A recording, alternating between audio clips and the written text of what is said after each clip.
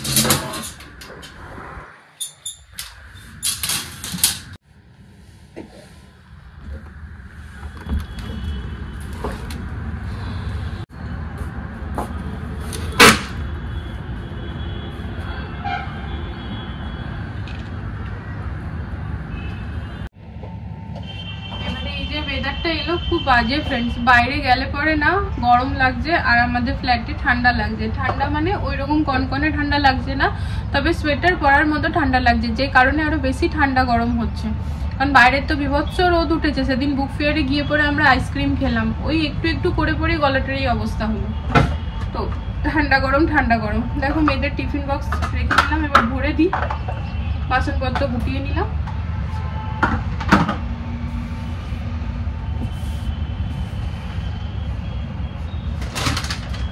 বর ঘুম থেকে উঠে বলে ব্লিঙ্কিট করে নিয়েছো তুমি? আমি কোনো উত্তর দিইনি।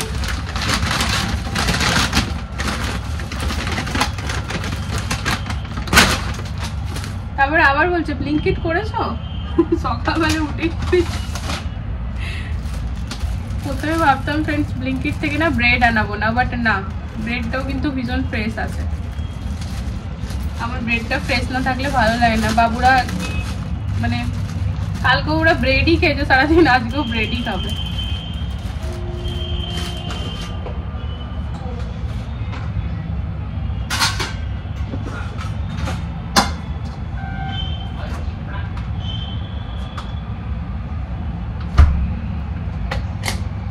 মেট্রোটা যায় না, দেখতে কি দারুণ লাগে।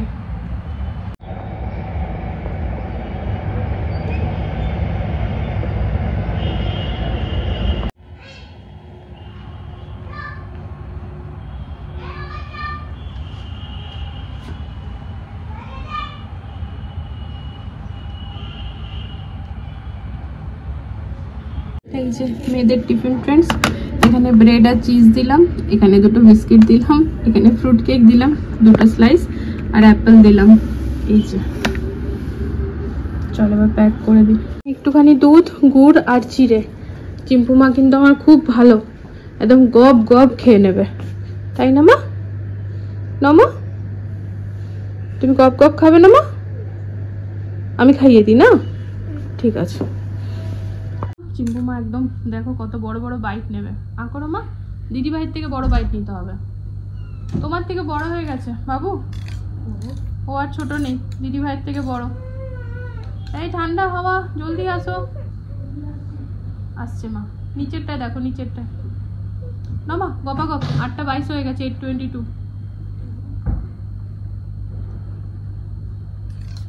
একদম বড় বড় কাম করে দাও। এই যেন মাম্মাম ক্যাট হয়ে গেছে। Good girl. হ্যাঁ, নতুন ব্যাগ নিয়ে মাম্মামরা আজকে যাচ্ছে সেকেন্ড ডে না। হালকা দেখো,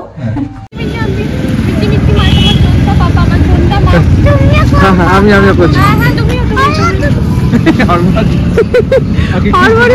হাম্পি হাম্পি। তো ওই যে বাস চলে এসেছে, কত হাম্পি করবো,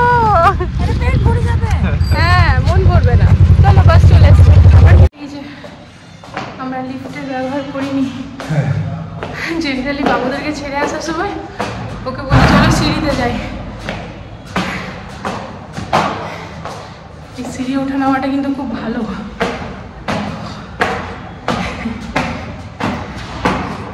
কত নম্বর? 6।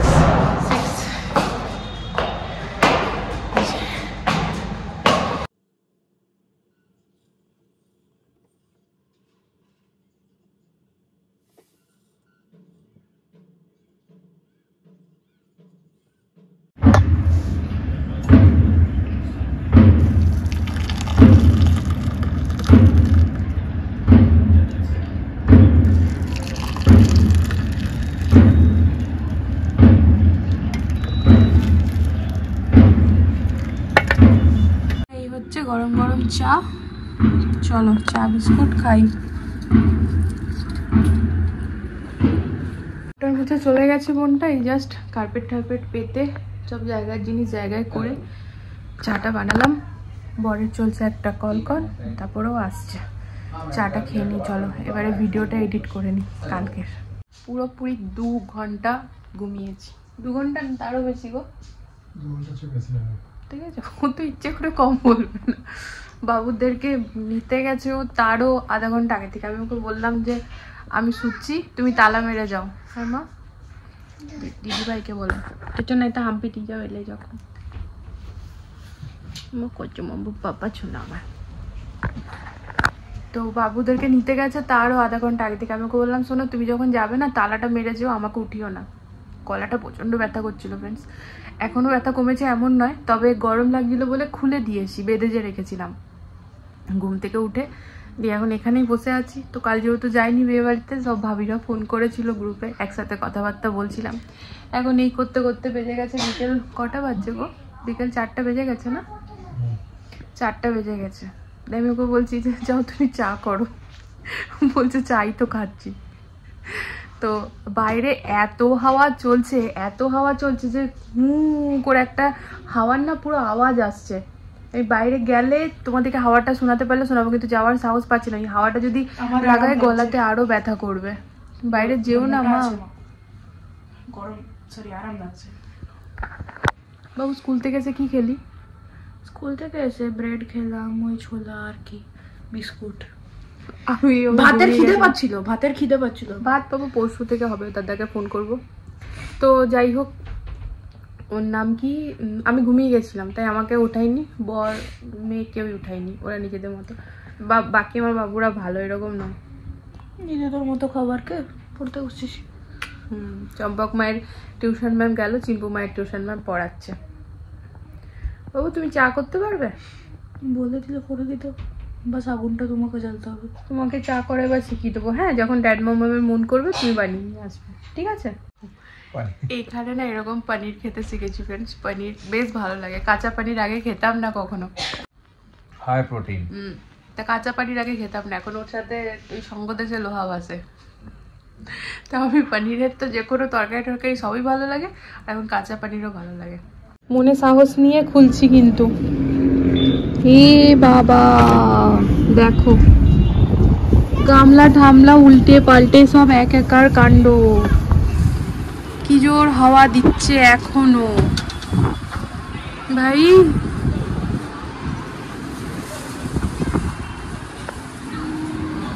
সিরিয়াসলি মা, ফোনটা খুলে এলাম, একটু রিল বানাবো।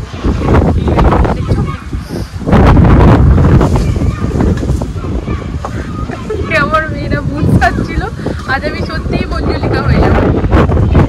হাওয়াটার কি এখন কোনো প্রয়োজন? এটা গরমকালে প্রয়োজন, গরমকালেও পাবো জানি ফ্রেন্ডস, বাট এখন তো দরকার নেই বলো।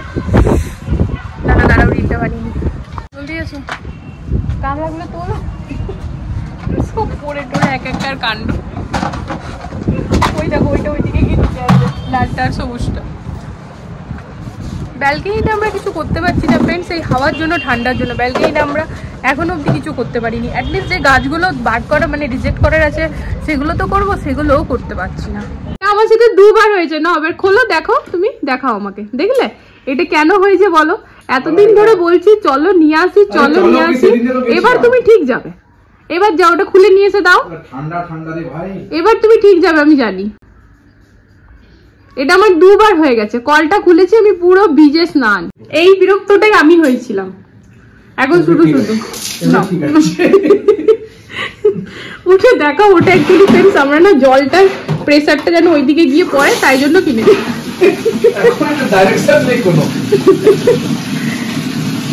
দাও, এটা কিনতে হবে। না না, এটা হয়ে যাবে ঠিক। এই না না, এটা ঠিক হবে, কিন্তু কিনবে, কিন্তু এখন তো হবে সেটা বলছি। তুমি এখন লাগিয়ে দিও না, তাহলে আবার তুমি ঢিলামি করবে। এটা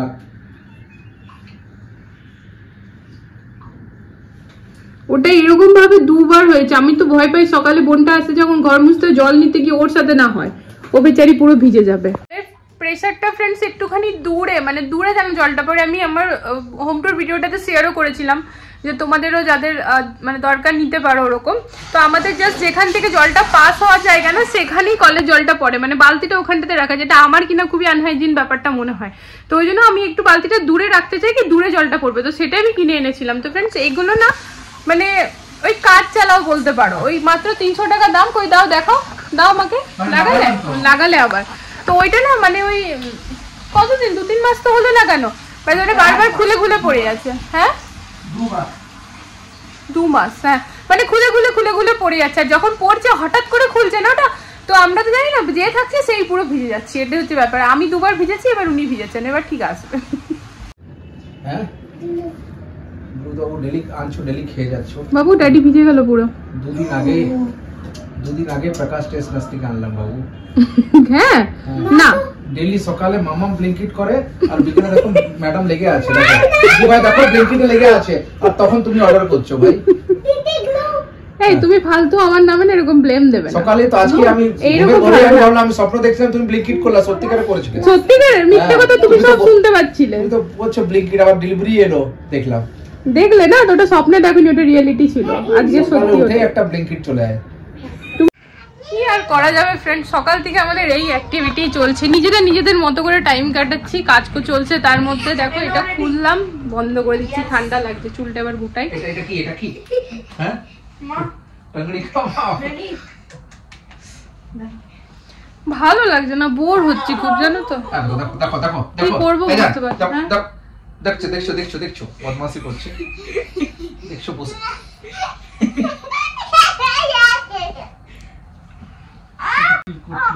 চলো একটা সিনেমা দেখি। কিন্তু নেটফ্লিক্স নেই। এই যে তুমি এটাই করো।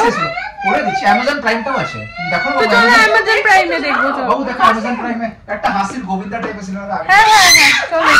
এখানে কি লাগালাম আমরা? বড় মিয়া ছোট মিয়া পুরনোটা। তা বর ভাইয়া সবাই মিলে গেছে ফ্রেন্ডস বাইরে, মেয়েরা গেছে নিচে খেলতে, আর আমি মায়ের সাথে ফোনে কথা বললাম। এরপর কি করব জানি না। রান্না তো মেন কাজ থাকে, এখন সেটাই নেই। তো ঠিক আছে ফ্রেন্ডস, চলো ব্লগটা ভাবলাম এন্ড করে দিই। সকাল থেকে স্টার্ট করেছিলাম, সেরকম দেখাবার মতো কিছু নেই, শুধু চুইংগামের মতো খিচে লাভ নেই। তো চলো আজকের এই ব্লগে যদি কিছু ভালো লেগে থাকে প্লিজ চ্যানেলটাকে সাপোর্ট করো। আগামীকাল দেখা হচ্ছে নতুন একটা ভিডিওর সাথে, আবারও খুব জলদি। সবাই ভালো থেকো, সুস্থ থেকো। আজকের জন্য good night, tata, love you.